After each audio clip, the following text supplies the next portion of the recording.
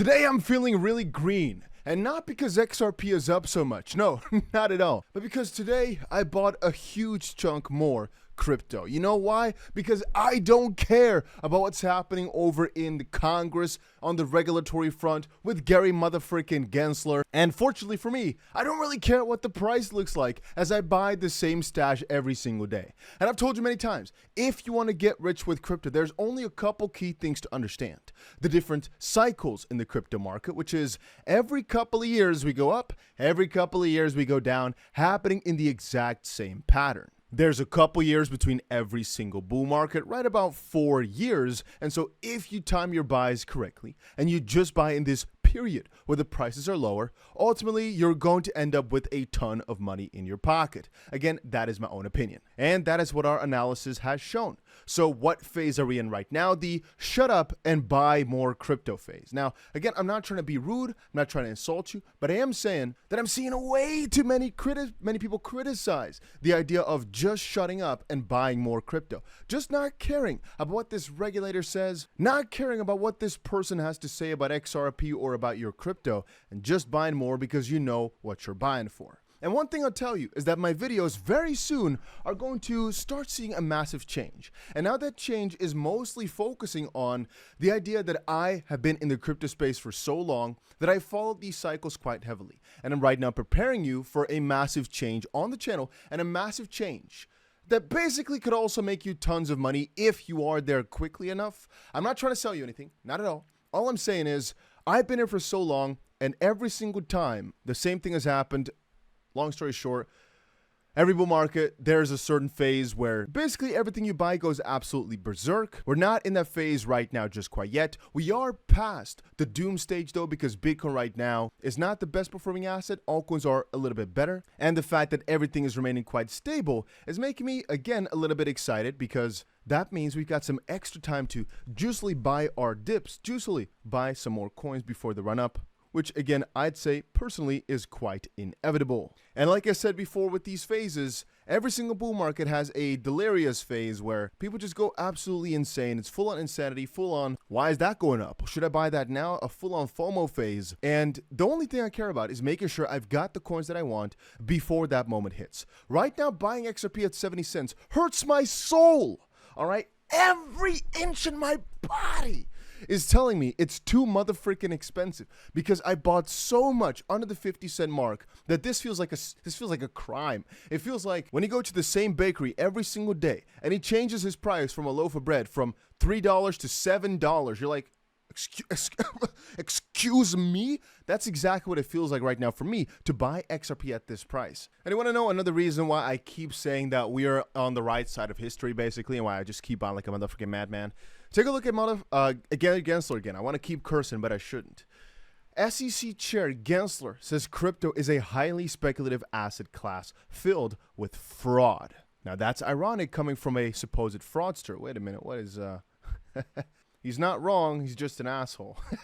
I mean, I'm gonna agree with him that it's highly speculative and there is fraud everywhere around the corner, but so is there with cash. And I'd say still for the most part it's because they don't want to make proper rules. If the rules are really clear, a lot of fraudsters would not dare to do this. Sam Bankman-Fried donated $93 million in stolen customer funds to U.S. politicians. Today, the U.S. government dropped a political campaign finance criminal charge against SBF, which is also going to be interesting because I really wonder how the people that got these donations are going to pick this up. And also, you guys saw my video yesterday, right, about Mr. Brad Sherman?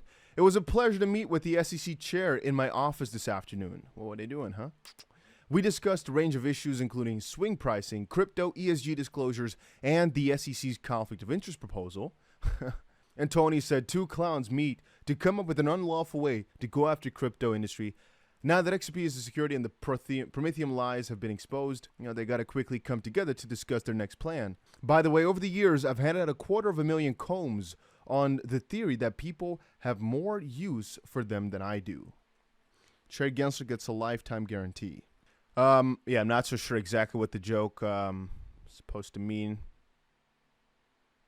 No, not at all. Not at all sure. By the way, guys, if you did not yet, make sure you press that like button right now. You've got nothing to lose, and I'm eagerly waiting, So make sure you press that button. And take a look at this. Breaking. My nonpartisan bill the Blockchain Regulatory Certainty Act, just passed out the Financial Committee.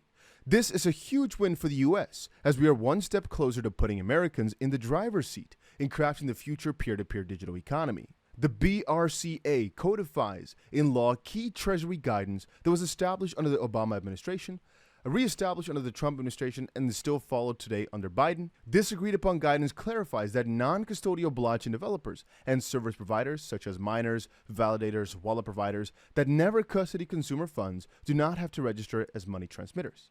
After all, it's supposed to protect consumers from the risk of loss of assets, a risk that occurs when transmitters and other intermediaries take control of customer funds. But obviously, through decentralization, that's pretty hard.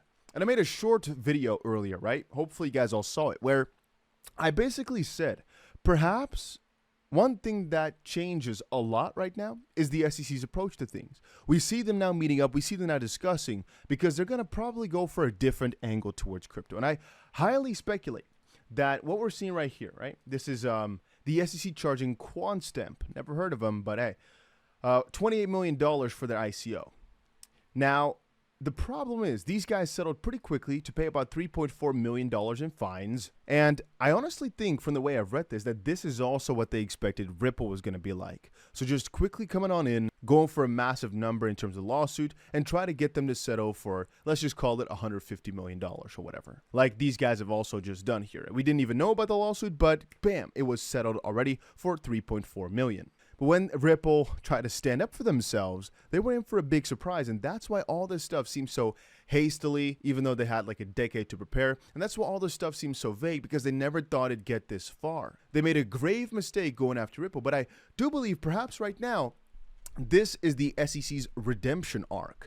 Remember what was in the Ripple versus SEC lawsuit, guys? A very crucial part was that the offering of these investments, basically from Ripple to these institutional investors, did constitute as investment contracts. And the problem with that is that every single ICO in the past, even though guys like William Hinman already called these out to be securities, right now are a little bit more solidified as securities. And the only thing that can make them even more security type of transfers is if the SEC were to go for an appeal and the judge would have to double down. Again, the reason the SEC did not appeal for an intellectual appeal is because they would double down, yet most likely get the same result, meaning now the verdict would count on even higher courts, which wouldn't be in their favor, which is why they didn't appeal, and which is why even if they did, they probably would have lost, which would have actually been bullish for the price, not bearish. Like I just said though, perhaps this is the SEC's redemption arc, where right now they're going to exercise that right to go after a lot of crypto companies in one fell swoop. Remember guys, that we didn't see any SEC lawsuit for the longest time, yet Gary Gensler right now is asking for another $110 million, and not too long ago he asked for how much? Another $2 billion or so? The fact that he's asking for so much money, yet we're not seeing anything pop up. And then a little while ago, we saw nothing. And then all of a sudden, we saw Binance and Coinbase the same week, like day after day. I'm thinking perhaps right now what they're doing is cooking up in their little pot a little massive attack. The reason I'm saying little is because in the grand scheme of things, they ain't going to be able to do nothing. And so it's basically useless. But it's still, for the crypto space, a pretty big thing. Do I have evidence for this? No, except for the fact that perhaps right now, with all the speculation regarding Prometheum and the Ethereum conflict of interest with Will Hinman and with Jay Clayton and potentially with Gary Gensler and all these things around, and now that, for example, more and more agencies are starting to look into the SEC, as even right now over on the higher representative, House, Senate parts, whatever, they're starting to mention the Ripple verdict and whatever happened in the Ripple case. Maybe the SEC is feeling some cold feet and understanding that more and more investigations are turning towards them right now as well, and that if they don't treat things equally right now, like for example Ethereum, if they don't give it the golden hand anymore now, that would probably be in their best interest to kind of save their own asses, hurt their feeders, if you know what I mean. And the main reason I've been thinking about that right now is because some massive changes are happening, and the regulation part, it's moving fast. And obviously Gary Gensler does not want to lose control, does not want to lose grip, and perhaps they really feel it from every single angle that, senators, people in Congress, people on all these regulatory fronts are being cracked down upon, on the crypto field, on the stock field, and everything. The investigations are going deeper and deeper, while from a crypto perspective, the SEC just keeps losing more and more grip, unless they were to go for some very heavy attack at some point or another. Perhaps it's going to be along the lines of just going after all the easy to grab ICOs. But again, from my perspective, it would make a lot of sense if the SEC were to go for a fell swoop right now. Otherwise, why would they request so much more money to go after crypto? And why would they consider the whole Ripple thing to be such a victory if they're not going to do anything with it? So I just want to prepare you guys that perhaps that's why the SEC has kept such a positive outlook and why they've kept looking so excited, I should say, because perhaps they're going for a fell ICO swoop to get a lot of these guys that conducted some bad business in the past. And even though a lot of these guys deserve to be charged and deserve to pay some fines over their illegal sales, it could have some consequence for the crypto market.